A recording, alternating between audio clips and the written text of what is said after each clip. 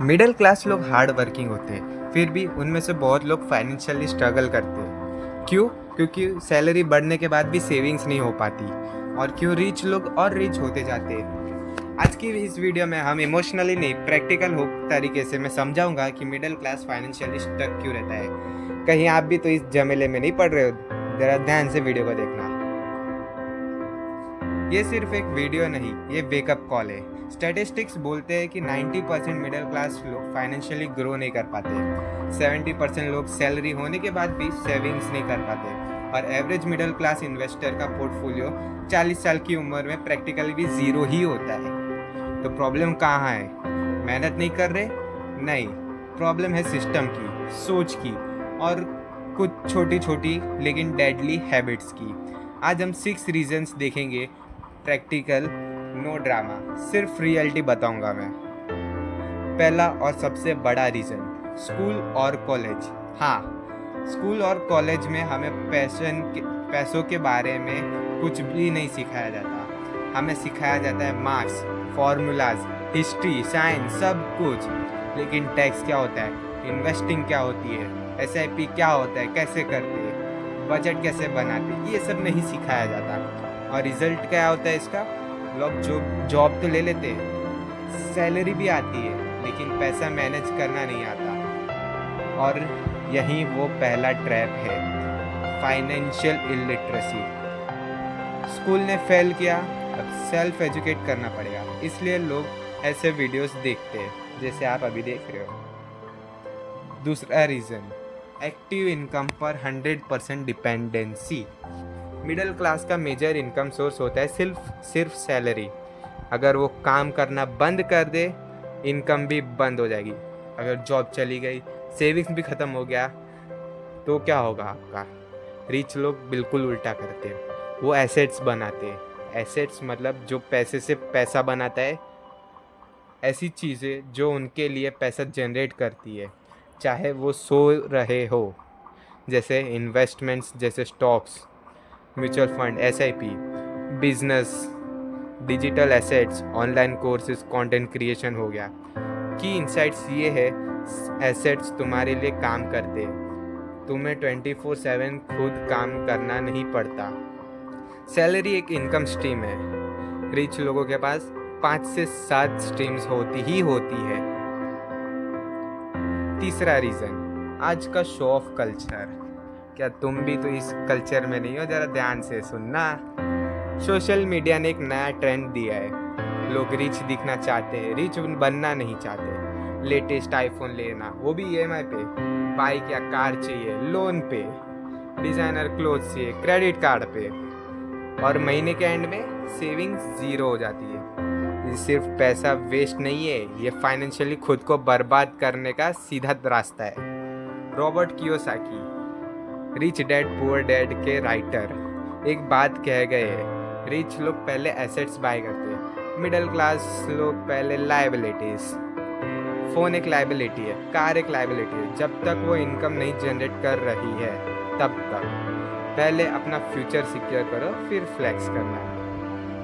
आते अब चौथे रीज़न पे, रिस्क का डर।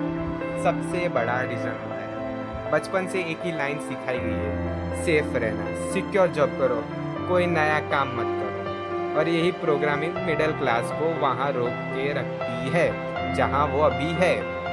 इसलिए बहुत लोग बिजनेस ट्राई नहीं करते, क्योंकि उन्हें फेल होने का डर रहता है। इन्वेस्टिंग से डरते हैं, लॉस का डर, न्यू अपॉर्चुनिटीज़ अवॉइड करते, सेफ चॉइस प्रिफर करना। लेकिन सच ये है, रिस्क अवॉइड करते करते ग्रोथ भी अवॉइड करते हो तुम लोग, जो आपकी लाइफ की सबसे बड़ी गलती है। और सबसे बड़ा फाइनेंशियल रिस्क ये है कि कोई रिस्क ही ना लो। कैलकुलेटेड रिस्क लेना सीखो, वाइल्ड गैम्बलिंग नहीं, जंगलियों की तरह गैम्बलिंग मत करना, but educated investing, skill building and smart business decision ज़रूर लो। पांचवा रीज़न, सिर्फ शॉर्ट टर्म सोचना।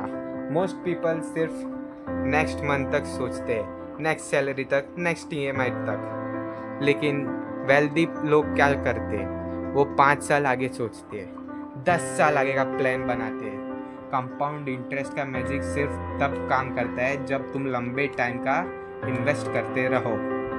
5,000 रुपया SIP 12% एनुअल रिटर्न पर 30 साल में तुम्हें 1.7 करोड़ बन जाता है।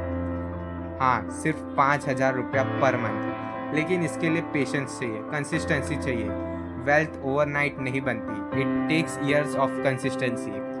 आज से सोचना शुरू करो, नेक्स्ट मंथ नहीं, नॉट नेक्स्ट डिकेड। छठा और आखिरी reason, bad financial habits. Small habits future decide करती है।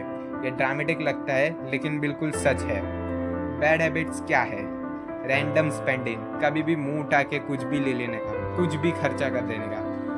नो सेविंग गोल्स, महीने के एंड में जो बचता है वो सेविंग्स नहीं होती है। अपने लिए अलग सेविंग्स रखो। नो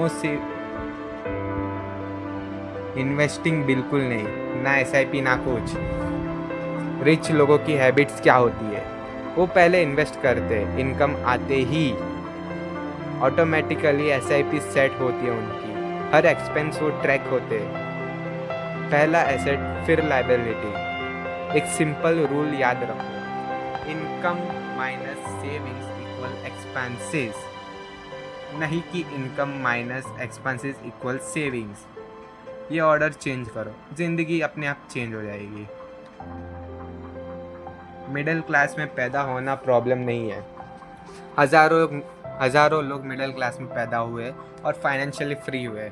प्रॉब्लम ये है मिडिल क्लास माइंडसेट में फॉरएवर रहना, हमेशा के लिए वही माइंडसेट अपनाना। अगर तुम स्किल्स बिल्ड करते हो, ऐसी स्किल्स जो मार्केट वैल्यू रखती है, इन्वेस्ट करना सीखते हो, SIP, mutual fund, index fund, जो भी है, स्मार्ट फाइनेंशियल डिसीजन लेते हो, एसेट्स पहले, लायबिलिटीज़ बाद में, तो सिर्फ तुम्हारी लाइफ नहीं बदलती, तुम्हारी नेक्स्ट जनरेशन भी बदलती है। ये वेल्थ नहीं है, सिर्फ ये लेगेसी है जो आप बना रहे हो खुद के लिए और आने वाली जनरेशन के लिए। आज से एक चीज़ डिसाइड करो, सिर्फ एक। कल से SIP शुरू करो, या एक बुक पढ़ो पर्सनल फाइनेंस की, या एक स्किल सीखना शुरू करो। एक डिसीजन, एक नई डायरेक्शन। वेल्थ एक दिन में नहीं बनती, लेकिन एक डिसीजन से जर्नी स्टार्ट ज़रूर होती है। और शायद तुम्हारी फाइनेंशियल जर्नी इसी वीडियो से स्टार्ट हो। अगर तुम्हें ऐसी ही फाइनेंस, बिजनेस और माइंडसेट वाली वीडियोस चाहिए तो चैनल को सब्सक्राइब करो, बेल आइकन दबाओ ताकि वीडियोस मिस ना हो। और आने वाले वीडियोस में मैं तुम्हारे लिए मज़ेदार कंटेंट लाने वाला हूँ, एक ऐसी प्लेलिस्ट जो तुम्हारे माइंडसेट को हमेशा के लिए चेंज कर देगी। इस वीडियो को अपने दोस्तों के साथ शेयर करो जो फाइनेंशियली स्ट्रगल कर रहा है, या उनके लिए सबसे बड़ा तोहफा होगा। और कमेंट में बताओ इन 6 रीज़न में से तुम्हारा सबसे बड़ा स्ट्रगल कौन सा रहा है, ताकि मैं आने वाले वीडियोस में इन स्ट्रगल्स को लेके आपके लिए एक परफेक्ट प्लान बना सकूं और नॉलेज मैं आपको दे सकता हूँ कि आप इन स्ट्रगल्स में से कैसे बाहर निकलें। मिलते हैं अगले वीडियो में एक और प्रैक्टिकल ऑनेस्ट कन्वर्सेशन के साथ।